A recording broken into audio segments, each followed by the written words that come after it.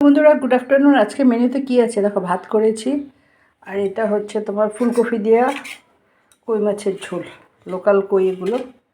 এটা ফুলকপি আলু দিয়ে ভালো মতন আগে ফুলকপিটাকে আর আলুটাকে বয়েল করে নিয়েছি ভালো মতন।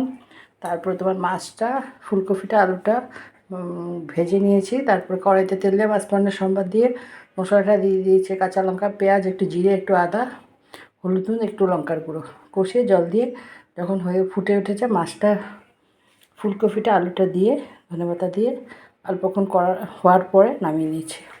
আর এটা হচ্ছে তোমার মসুর ডাল পেঁয়াজের সম্বার দিয়ে অল্প করে করেছি, কারণ কি আজকে 1 গামলা সে ঝোল আছে, এটা আলু দিয়ে করেছি যে ফুলকপির ঝোলটা আছে, এই জন্য অল্প করে ডাল করেছি। ঠিক আছে, এই হচ্ছে আজকে মেনু। আমার এই ছোট্ট ভিডিওটা যদি তোমাদের ভালো লেগে থাকে প্লিজ আমার চ্যানেলটাকে একটু ফলো করো, একটা লাইক দাও, একটু কমেন্ট করো। যারা ইউটিউব থেকে দেখছো তারা আমার চ্যানেলটাকে একটু সাবস্ক্রাইব করে দিও। ঠিক আছে, টাটা।